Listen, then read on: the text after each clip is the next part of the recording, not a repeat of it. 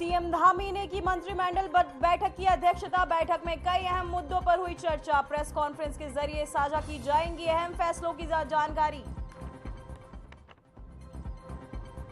Uttarakhand HC में पंचायत चुनाव पर सुनवाई आज। हाईकोर्ट ने पंचायत चुनाव पर लगा रखी है रोक। चुनाव आयोग की फैसले पर नजर। हल्द्वानी में फायर स्टेशन के पीछे नाले में गिरी कार, एक ही परिवार के 4 लोगों की मौत। सीएम धामी ने हादसे पर जताया दुख।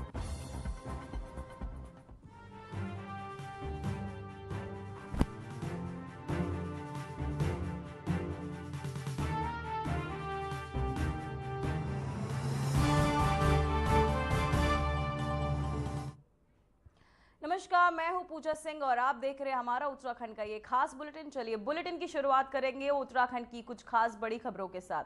उत्तराखंड के मुख्यमंत्री पुष्कर सिंह धामी ने देहरादून स्थित राज्य सचिवालय में राज्य मंत्रिमंडल की बैठक की अध्यक्षता की।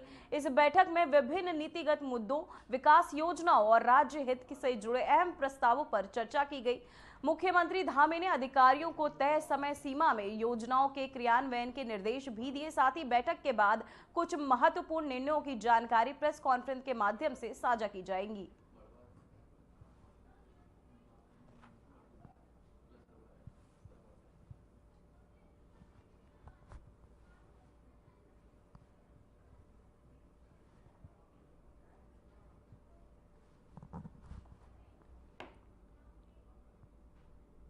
तो वहीं उत्तराखंड से इस वक्त की बड़ी खबर सामने आ रही है, जहां पंचायत चुनाव पर हाईकोर्ट की सुनवाई आज। हाईकोर्ट में पंचायत चुनाव पर लगा रखी है रोक। तो वहीं आपको बताते चले, आज पंचायत चुनाव पर हाईकोर्ट ने रोक लगा रखी है, जिसको लेकर आज सुनवाई होनी है। तो वहीं उत्तराखंड से इस वक्त की बड़ी खबर सामने आ रही है, जहां पंचायत चुनाव को लेकर ये मामला लगातार सामने आ रहा है, जहां हाईकोर्ट ने पंचायत चुनाव को लेकर रोक लगा रखी है, जिस पर आज सुनवाई होनी है। तो वहीं आपको बताते चले, आज हाईकोर्ट में होगी सुनवाई। उत्तराखंड से इस वक्त की बड़ी खबर, पंचायत चुनाव पर हाईकोर्ट ने की सुनवाई। आज हाईकोर्ट ने पंचायत चुनाव पर लगा रखी है रोक। वहीं आपको बताते चले, हाईकोर्ट ने पंचायत चुनाव पर रोक लगा रखी, जिसको लेकर आज सुनवाई हुई। उत्तराखंड से इस वक्त की बड़ी खबर, जहां आपको बताते चले, हाईकोर्ट ने पंचायत चुनाव पर लगा रखी है रोक, जिसको लेकर आज हाईकोर्ट में इसकी सुनवाई आज होनी है। पंचायत चुनाव पर हाईकोर्ट में सुनवाई आज। मैं आपको बता दें, पंचायत चुनाव पर हाईकोर्ट की रोक, जिसको लेकर आज सुनवाई होनी है, जिसके फैसले का इंतजार लगातार सभी नेता कर रहे हैं। पंचायत चुनाव पर हाईकोर्ट में आज सुनवाई होनी है।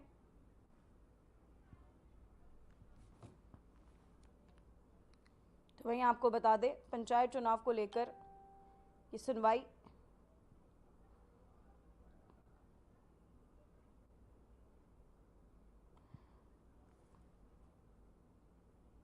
तो वहीं आपको बताते चले, उत्तराखंड में पंचायत चुनाव पर जो रोक है बरकरार है, जिसको लेकर आज सुनवाई होनी है। सरकार के मुख्य न्यायाधीश की खंडपीठ के समक्ष ये मेंशन भी किया गया था, जिसको लेकर खंडपीठ ने दोपहर में सुनवाई को तय समय सीएम की याचिकाओं को क्लब करके सुनवाई होगी, जिसको लेकर कहा गया था। साथ ही अब इस पर सुनवाई होनी है। तो वहीं पंचायत चुनाव पर हाईकोर्ट में सुनवाई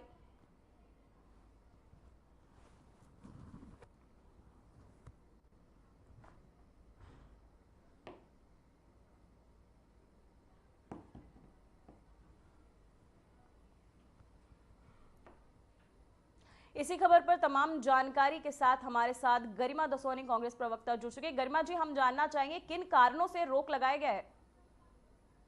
देखिए, जिस तरह से भाजपा पहले दिन से ही उसकी मंशा ही साफ नहीं थी, वो पंचायत चुनाव होने नहीं देना चाह रही थी प्रदेश के अंदर। तो कहीं ना कहीं आप देखिए कि नवंबर में कार्यकाल समाप्त होता है, पंचायतों का, और आज हम जून के महीने में बात कर रहे हैं। इसका मतलब 7 महीने ऑलरेडी हो चुके हैं। और ये लोग जो लोकतंत्र के, संविधान के, राष्ट्र धर्म के झंडा बरदार बनते हैं, वो किस तरह से ताक पर रख रहे हैं पूरे लोकतंत्र को आप देखिए, पंचायत राज सिस्टम जो हमारे लिए एक आधारशिला है, एक बुनियाद है किसी भी लोकतंत्र की, और स्टेपिंग स्टोन है, सबसे पहली सीढ़ी है लोकतंत्र की और विधायी प्रक्रिया की। उसके साथ जिस तरह की हीला हवाली इस भाजपा की सरकार ने की है, एक तरफ एक राष्ट्र एक चुनाव की बात करते हो, दूसरी तरफ 1.5 साल विलंब से कराते हो नगर निकाय के चुनाव, 7 महीने इसका विलंब हो गया है पंचायत चुनाव में, और आपका वकील जिस तरह से कमजोर पैरवी वहां कर रहा है, उसको देखकर तो लग रहा है कि आपकी मंशा ही नहीं है, क्योंकि आज राज्य में आपके खिलाफ जबरदस्त एंटी इनकम्बेंसी है। आपको लगता है कि अभी अगर चुनाव हुए तो आपका सूपड़ा पंचायतों में साफ हो जाएगा, और पंचायतों में सूपड़ा साफ होने का मतलब है कि आप फिर ऊपर विधायक के चुनाव में, सांसद के चुनाव में भी अपनी जो मजबूत पकड़ है उसमें ढीले हो जाएंगे। तो कहीं ना कहीं भाजपा जो समय डबल इंजन और प्रचंड बहुमत की सरकार है, वो कितनी निरर्थक और कितनी नाकाबिल सरकार है, आप इसको देखिए। गांधी जी ने ग्राम स्वराज की बात कही, ये स्मार्ट सिटीज की बात करते हैं, और राजीव गांधी जी ने 33% आरक्षण दिया ताकि महिलाएं अग्रणी भूमिका में आ सके राजनीति में। लेकिन ये क्या कर रहे हैं, ये ना विधानसभा में, ना लोकसभा में, ना राज्यसभा में कहीं भी आरक्षण महिलाओं को नहीं देते, जबकि हम आधी आबादी हैं। तो एक तरह से भाजपा का ना खाने के दांत और हैं और दिखाने के दांत और हैं, और बिल्कुल चाल चरित्र चेहरा अब तो उत्तराखंड की जनता के सामने इनका बेनकाब हो गया है। ये कहीं से कहीं तक लोकतंत्र और संविधान के जो ठेकेदार बनते हैं, आज इनका दोहरा और दोगला चरित्र बेनकाब हो गया। जी गरिमा जी, खंडपीठ ने सुनवाई के लिए आज का समय तय किया है, क्या संभावनाएं जताई जा रही है? आज भी ये कुछ नहीं कर पाएंगे। इन्होंने देखिए किस तरह से अपना मुंह जलाया है कि जैसे ही कार्यकाल समाप्त हुआ तो इन्होंने जो है अधिकारियों को प्रशासक के पदों पर बैठा दिया। फिर जब जन दबाव पड़ा इन पर ब्लॉक प्रमुखों का, जिला पंचायत अध्यक्षों का, तो इन्होंने अधिकारी हटा दिए, और जिन लोगों का कार्यकाल समाप्त हो गया था उन्हीं लोगों को प्रशासक पद पर बैठा दिया। फिर इन्होंने जो है जब 6 महीने वो भी पूरे हो गए, 6 महीने का अध्यादेश था वो, जब वो भी पूरा हो गया तो फिर इनके ऊपर एक मजबूरी हो गई कि क्या करें। तो फिर चुनावों को टालने के लिए इन्होंने राजभवन भेज दिया उसको। राजभवन भेजा, राजभवन से वो पारित होकर नहीं आया, तो अब इनके पास मरता क्या ना करता इन्होंने। पर आप देखिए कि कितना अपमान करते हैं न्यायपालिका का। न्यायपालिका के वहाँ कल 25 जून को सुनवाई है, इनको पता था, लेकिन उसके बावजूद इन्होंने जिस तरह से अधिसूचना जारी करी, इन्होंने आरक्षण के रोस्टर निकाले, ये अपने आप में शर्मनाक है कि आपको जब पता है कि अब जो सब्जेक्ट है वो सब जुडिस है, जो पूरा विषय है वो सब जुडिस है, वो न्यायालय में है और उसकी तारीख लगी हुई है, सुनवाई होने वाली है, उसके बाद भी आप दृढ़ता से बात नहीं आ रहे, आप एक के बाद एक नोटिफिकेशन जारी कर रहे हैं। तो कहीं ना कहीं भाजपा की सरकार में अधिकारी भी निरंकुश हो रहे हैं, बेलगाम हो रहे हैं, और पंचायती राज मंत्री कहाँ है। सबसे बड़ी बात यह है कि इस तरह से ठेंगा दिखाने वाले जो लोग हैं सिस्टम को, और जिन्होंने जनता को और इन चुनावों को बिल्कुल फिजूल समझ लिया है, उसका जीवन जवाबदेही और जिम्मेदारी तो होगी ना किसी की। तो हम तो बस यही कह रहे हैं कि जो भी इस पूरे प्रकरण का जिम्मेदार है उसको इस्तीफा देना चाहिए नैतिकता के आधार पर। और मैं तो एक कदम आगे बढ़कर कहूंगी कि प्रदेश के मुखिया को इस्तीफा देना चाहिए, क्योंकि कुछ भी सही नहीं चल रहा। आप निकाय के चुनाव 1.5 साल विलंब से कराते हैं, लेकिन 4 लाख लोग उसमें वोट नहीं दे पाते। तो मताधिकार के प्रयोग से या मताधिकार के उपयोग से आप यदि वंचित रख रहे हैं जनता को, तो इसका मतलब आप जंगल राज चल रहा है। ये कोई सुशासन की परिभाषा नहीं है, ये जंगल राज चल रहा है उत्तराखंड में, कि जिसकी मर्जी आ रही है वो करता चला जा रहा है वो। ये जो देश है ये संविधान से चलता है, ये किसी पार्टी के व्यक्तिगत संविधान से नहीं चलता। इस देश का एक संविधान है और वो कहता है कि जब पंचायत चुनाव खत्म होने या पंचायत का कार्यकाल या निकाय का कार्यकाल समाप्त होने की कगार पर हो, तो राज्य सरकार को चाहिए कि वो प्रक्रिया शुरू कर दे चुनावों की 6 महीने पहले से। अब 6 महीना पहले की तो बात छोड़िए, 6 महीना बाद भी यहाँ चुनाव होने की स्थिति नजर नहीं आ रही है। आप सोचिए, इतनी 1.5 करोड़ की लगभग हमारी जनता है प्रदेश की, उसका ऐसा मजाक आपने बना दिया जी लोगों को टिकट मिलने शुरू हो गए, पार्टियों ने टिकट देने शुरू कर दिए, पार्टियों ने पार्टी के कार्यकर्ताओं ने अपने होर्डिंग बैनर पोस्टर लगाने शुरू कर दिए, सड़कें पाट दी। जी जी और अब आप जो है उनको ठेंगा दिखा रहे हैं। अब जी पता लगा कि 4 महीने पीछे जी चले जी गए चुनाव। जी तो गरिमा जी आज मैं हमें बहुत आशा है कि जी हमारा हाईकोर्ट जो है एक ऐसा निर्णय देगा जिससे कम से कम जनता कम पार्टों के बीच में नहीं जी जी टिकेगी, जी जनता को खामियाजा भुगतना जी नहीं गरिमा जी, पड़ेगा। इसी को विकास लेकर मैं कार्य, आपसे अगला सवाल पूछना चाहूंगी। पंचायत चुनाव पर अगर कोर्ट स्टे हटा देता है तो चुनाव कब तक होने की संभावना है? देखिए कोर्ट अगर स्टे हटा देता है तो अभी तक तो कह रहे थे ये कि 25 जुलाई से पहले पहले चुनाव हो जाएंगे, जी लेकिन जुलाई महीने में ना भी हो पाए, अगस्त महीने तक ही संपन्न हो जाए, क्योंकि उतना तो अधिसूचना जारी होने के बाद और आचार संहिता लगने के बाद समय चाहिए 45 दिन तक। जी तो मुझे लगता है अगर उससे हट जाता है तो अगस्त महीने तक तो चुनाव हो जाने चाहिए, लेकिन उसकी संभावना कम दिखाई पड़ रही है। इन लोगों ने इतने सारे कुकृत्य कर रखे हैं कि अब उनको ढकना इनको बस का नहीं हो पा रहा है, अभी उसको ढक नहीं पा रहा है। इनके वकील, इनके महाधिवक्ता पैरवी कर नहीं पा रहे, तो समझ से परे है कि आखिर चल क्या रहा है उत्तराखंड में। जी जी बहुत बहुत धन्यवाद गरिमा जी आपकी तमाम जानकारी के लिए। तो वही खबर सामने आ रही है हल्द्वानी से, जहां हल्द्वानी में एक बड़ा सड़क हादसा। फायर स्टेशन के पीछे नाले में गिरी कार, एक ही परिवार के 4 लोगों की मौत। डिलीवरी के बाद घर लौट रहा था परिवार, महिला की जान बची, नवजात और पति की मौत। कार में सवार 2 अन्य भी मौत, 2 और गंभीर रूप से घायल, अस्पताल में भर्ती। रेस्क्यू के दौरान बह गया फायर कर्मी, बहादुरी से बचाई कार चालक की जान। हादसे में पूरे शहर को किया स्तंभ। तो वहीं आपको बताते चले हल्द्वानी से खबर सामने आ रही है, जहां हल्द्वानी में बुधवार सुबह एक दर्दनाक सड़क हादसे ने सभी को झकझोर कर रख दिया। फायर स्टेशन के पीछे नाले में एक कार के गिरने से एक ही परिवार के 4 लोगों की मौत हो गई। बताया जा रहा है कि परिवार सुशीला तिवारी अस्पताल से डिलीवरी के बाद घर लौट रहा था, तभी मंडी समिति गेट के सामने अचानक कार नाले में समा गई। हादसे में एक महिला की जान तो बच गई, लेकिन उसका नवजात बच्चा और पति इस हादसे का शिकार हो गए। कार में सवार 2 अन्य लोगों की भी मौत हो गई, जबकि 2 लोग गंभीर रूप से घायल हैं। घटना के बाद फायर विभाग की टीम मौके पर पहुंचकर रेस्क्यू अभियान शुरू कर रही है।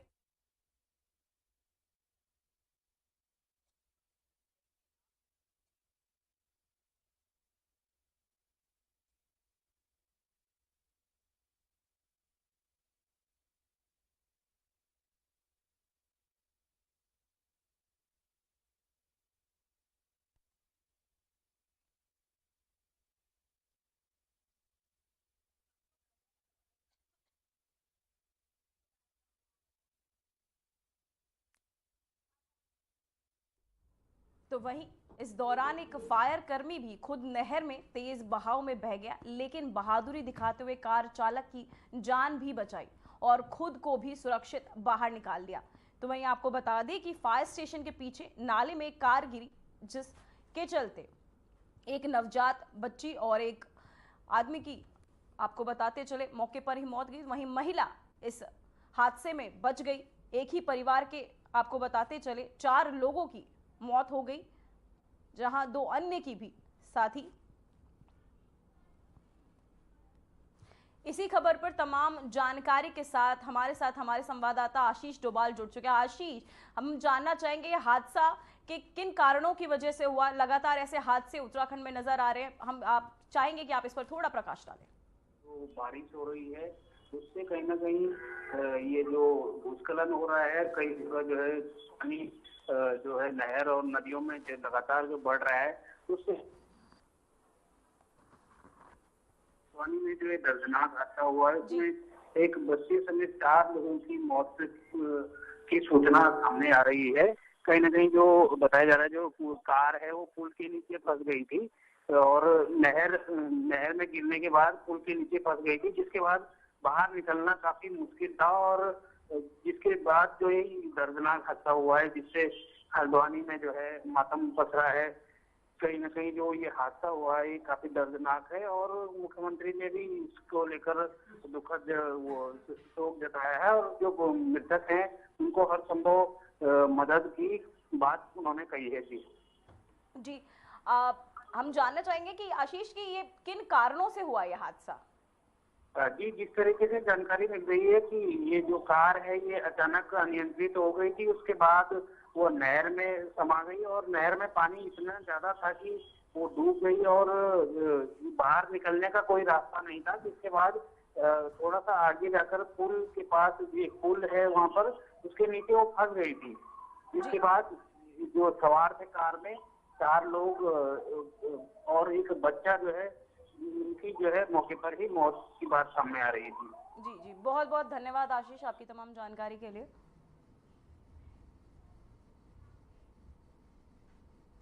तो वही हल्द्वानी में कार दुर्घटना को लेकर सीएम पुष्कर सिंह धामी ने एक्स पर शोक व्यक्त करते हुए लिखा कि हल्द्वानी में हुई कार दुर्घटना में 4 लोगों के निधन और 3 लोगों के घायल होने की दुखद सूचना प्राप्त हुई। ईश्वर दिवंगतों को आत्मा को आप शिव आपको बताते चले प्रभु चरणों में स्थान दे और शोकाकुल परिजनों को ये असीम दुख सहने और सहन करने की शक्ति प्रदान करे, इसके लिए आपको बताते चले। साथ ही उन्होंने लिखा कि ईश्वर से सभी घायलों के शीघ्र स्वास्थ्य और लाभ की प्रार्थना करता हूं।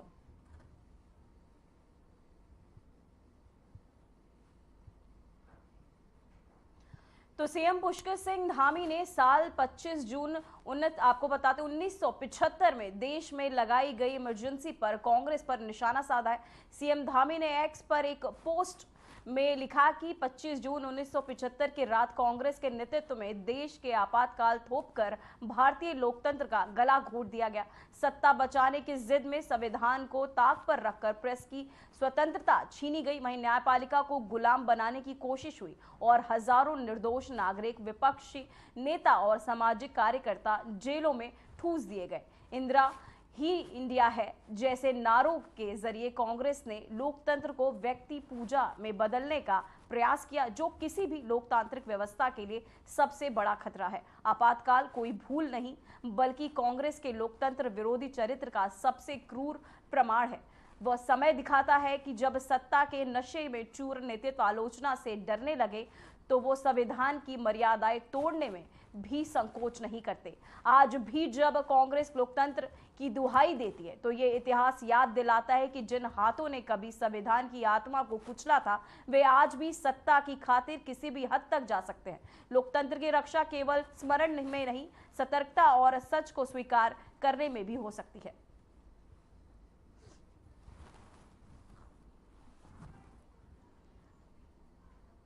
तो वहीं भारतीय वायुसेना के ग्रुप कैप्टन शुभांशु शुक्ला ने एक्सोम 4 मिशन के तहत अंतर्राष्ट्रीय अंतरिक्ष स्टेशन पर भारत का प्रतिनिधित्व किया और 25 जून को स्पेस एक्स रॉकेट के जरिए लॉन्च हुए इस मिशन में अमेरिका, पोलैंड और हंगरी में अंतरिक्ष यात्री भी शामिल है। इस उपलब्धि पर उत्तराखंड के मुख्यमंत्री पुष्कर सिंह धामी ने एक्स पर खुशी जताते हुए लिखा कि भारतीय वायुसेना के ग्रुप कैप्टन शुभांशु शुक्ला को अंतरिक्ष मिशन एक्सोम 4 में शामिल होने पर हार्दिक बधाई। ये उत्तराखंड और पूरे देश के लिए अत्यंत गौरव का क्षण है।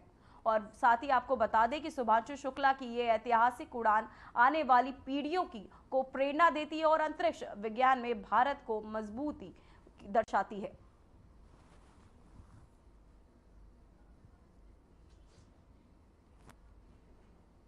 तो वहीं मुख्यमंत्री पुष्कर सिंह धामी ने उत्तराखंड के पौराणिक मंदिर मां धारा देवी के प्रति अपनी श्रद्धा व्यक्त करते हुए एक्स पर पोस्ट साझा किया है। साथ ही उन्होंने लिखा कि पौड़ी गढ़वाल में स्थित मां धारी देवी मंदिर श्रद्धा, शक्ति और आस्था का अद्वितीय केंद्र है। मान्यता है कि मां धारी देवी 4 धामों की रक्षा करती है और अपने भक्तों को संकटों से मुक्त और सुख, समृद्धि व आत्मिक शांति प्रदान करती है।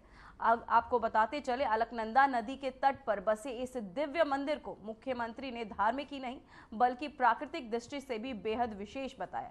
सीएम ने देश विदेश से उत्तराखंड आने वाले श्रद्धालुओं से अपील की कि वो मां धारी देवी के दर्शन अवश्य करें।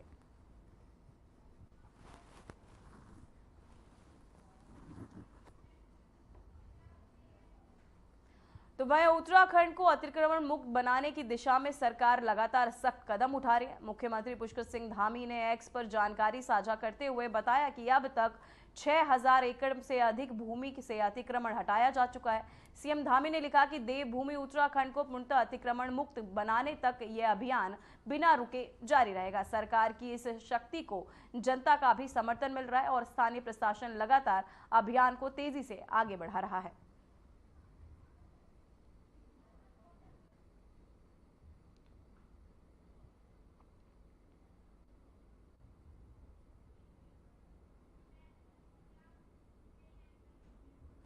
तो वहीं केदारनाथ यात्रा पर आने वाले श्रद्धालुओं को अब प्यास बुझाने के लिए महंगी पानी की बोतलें खरीदने की जरूरत नहीं है। मुख्यमंत्री पुष्कर सिंह धामी के निर्देश पर उत्तराखंड सरकार ने केदारनाथ धाम में सिर्फ ₹1 में शुद्ध पेयजल उपलब्ध कराने की पहल शुरू की है। ये योजना न सिर्फ श्रद्धालुओं के लिए राहत लेकर आई है, बल्कि मुख्यमंत्री धामी की संवेदनशील कार्यशैली और तीर्थयाटन की सुविधाओं को बेहतर करने की प्रतिबद्धता को भी दर्शाती है। इस पहल के तहत यात्रा मार्ग पर कई स्थानों पर वाटर एटीएम और वितरण केंद्र स्थापित किए गए हैं, जहां मात्र ₹1 में पानी उपलब्ध कराया जा रहा है। सरकार का उद्देश्य है कि किसी भी श्रद्धालु को पवित्र यात्रा के दौरान आवश्यक मूलभूत सुविधाओं के लिए परेशान ना होना पड़े। तो वहीं श्रद्धालुओं और स्थानीय लोगों ने इस फैसले का स्वागत करते हुए इसे एक मानवता और सेवा की मिसाल बताया है।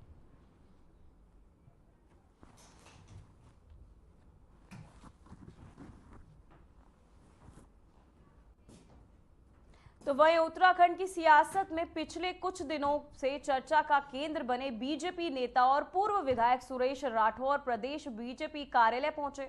वहां इन्होंने पार्टी के नेतृत्व को अपना पक्ष विस्तार से सौंपा और कहा कि उन पर लगाए गए सभी आरोप बेबुनियाद है। सुरेश राठौर ने विवादित वीडियो और कथित विवाह को लेकर उठे सवालों पर जवाब देते हुए कहा, ना कोई शादी की है, ना कोई आपत्तिजनक बयान दिया। अगर किसी के पास कोई वीडियो है तो सामने लाए, मैं हर तरह की जांच के लिए तैयार हूं। उन्होंने कांग्रेस पर पलटवार करते हुए कहा कि विपक्ष केवल झूठ फैलाकर माहौल खराब करना चाहता है।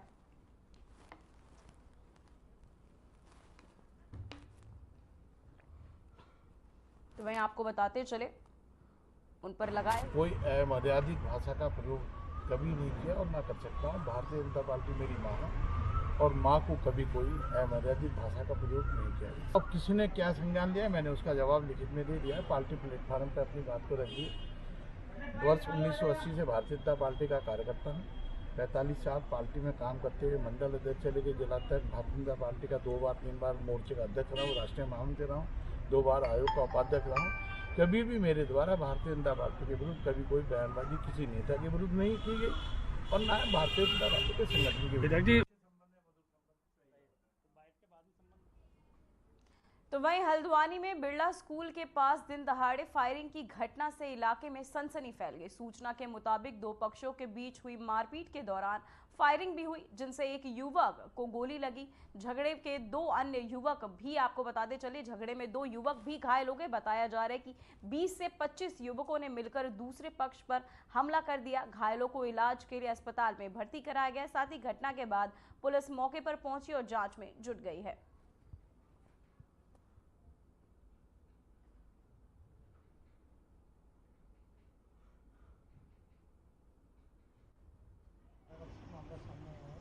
जिसमें 2 गुटों में आपसी संघर्ष में एक की गोली लगी है, 2 चोटें लगाए हैं।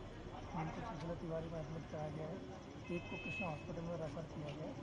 और पुलिस को अभी तहरीर नहीं मिली, लेकिन पुलिस ने इसमें जांच शुरू कर दी है और जो भी इसमें दोषी हैं उनके खिलाफ कड़ी कार्रवाई की जाएगी।